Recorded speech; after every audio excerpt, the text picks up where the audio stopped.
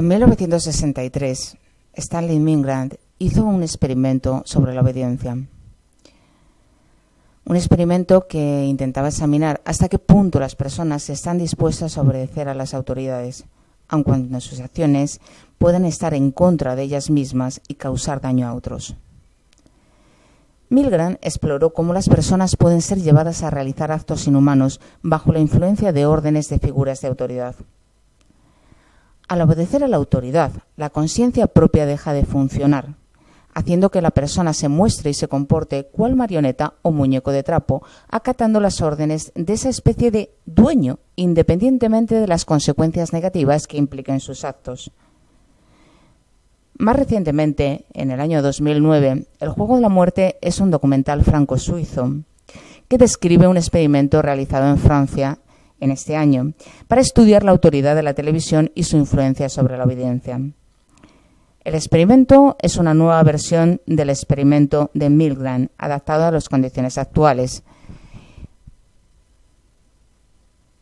Por otra parte, la expresión banalidad del mal fue acuñada por Hannah Arendt, filósofa y teórica política alemana de origen judío. Después de la Segunda Guerra Mundial, Adolf Eichmann, el que fue responsable de la logística para la organización y distribución de los campos de concentración, fue finalmente juzgado en Jerusalén en 1961. Eichmann declaró desde una cabina de cristal a prueba de balas. El juicio de Eichmann despertó el interés internacional, trayendo las atrocidades nazis a la vanguardia de las noticias del mundo. En 1962, Eichmann fue ahorcado. La ejecución de Adolf Eichmann ha sido la única vez que Israel ha decretado una sentencia de muerte. Se pidió a Hannah Arendt que realizara la crónica de juicio y, debido a este hecho, Eichmann en Jerusalén probablemente es su ensayo más conocido. Hannah Arendt ve a Eichmann como una persona absolutamente normal, consciente de lo que ha hecho, nunca lo niega, pero tampoco ve nada intrínsecamente malo en los actos que ha realizado. Cumplía órdenes de Estado. Defendía al alemán, quien, además, alegaba la condición de buen ciudadano, que cumplía aquello que se le encomendaba. ¿Por qué una persona normal, que ni es malvada, ni tiene mayores pretensiones que las de cumplir órdenes, se involucra en tamaña maldad? Adolf Eichmann, como tantos y tantos otros que cumplen órdenes, perdió la capacidad de pensar. Dejó de ser persona. Cuando Arendt contempla a Eichmann sentado en el banquillo y escucha su confesión, repara en lo que ella califica como la banalidad del mal. No, Eichmann no era estúpido, ni tampoco era un malvado. Únicamente la pura y simple irreflexión, que en modo alguno podemos equiparar a la estupidez, fue lo que le predispuso a convertirse en el mayor criminal de su tiempo. Hannah Arendt distingue entre conocimiento y pensamiento. El primero es simplemente la acumulación de saberes, mientras que el segundo lo define como un diálogo interno en el que uno juzga sus propias acciones.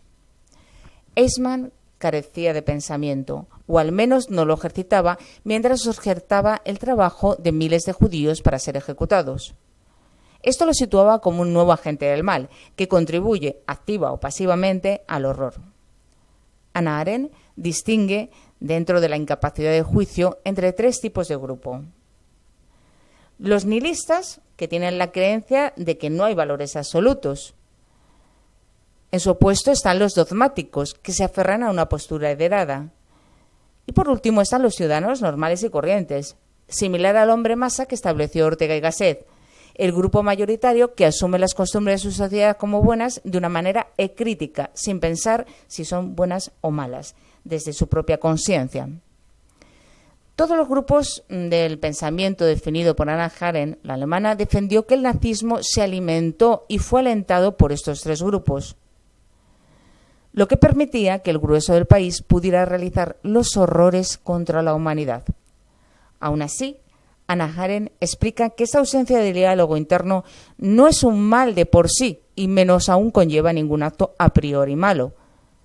Es en las situaciones extremas, como en el auge y establecimiento del nazismo en Alemania, en las que esta banalidad del mal reluce como complicidad e incluso simpatía con los horrores.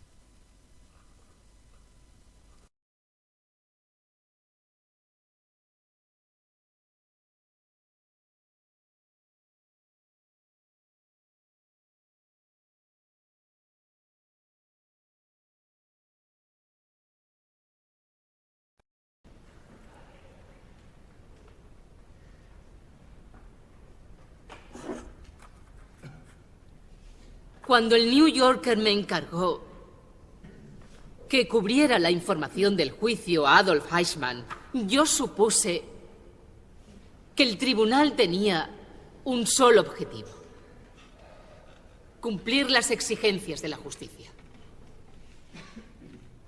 No era una tarea sencilla, porque el gran tribunal se enfrentaba a un crimen que no había sido tipificado en los códigos de sus leyes, y con un criminal de un tipo que la sociedad no había visto desde los procesos de Nuremberg.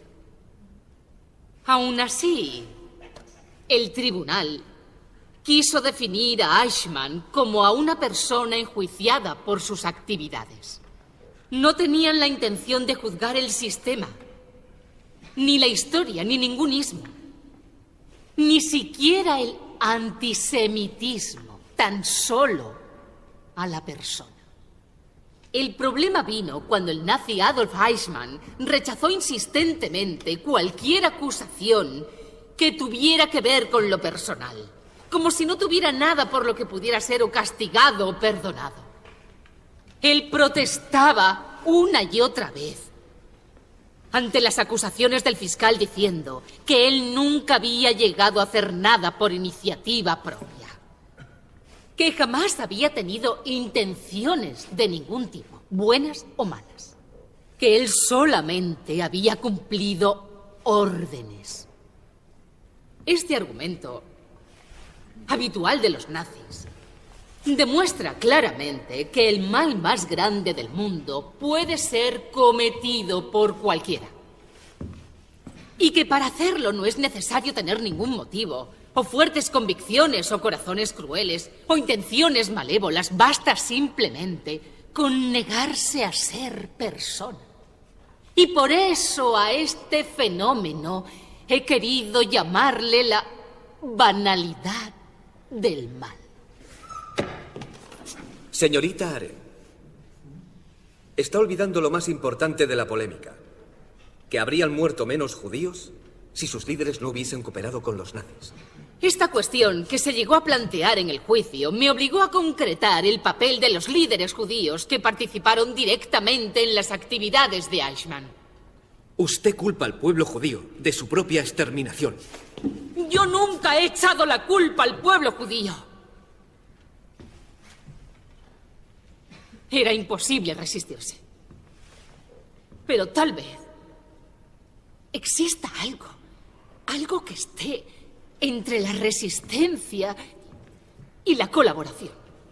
Y solo en ese sentido estoy diciendo que quizás algunos de los dirigentes judíos podían haber actuado de otra manera. Es importantísimo plantearse todas estas cuestiones, porque el papel que los consejos judíos tuvieron en su mayoría como parte del sistema social fue en su totalidad de absoluta quiebra moral cuando los nazis invadieron sin contemplación a la respetable Europa. Y no solo en Alemania, sino en casi todos los países. No solo actuaron mal los verdugos, también algunas de las víctimas. Sí. La persecución fue dirigida contra los judíos. ¿Por qué califica usted los crímenes de Eichmann como crímenes contra la humanidad? Porque los judíos son humanos. Y porque es algo que los nazis intentaron negarles. Por eso un crimen contra ellos es, por definición, un crimen contra la humanidad. Como ustedes ya saben, yo soy judía.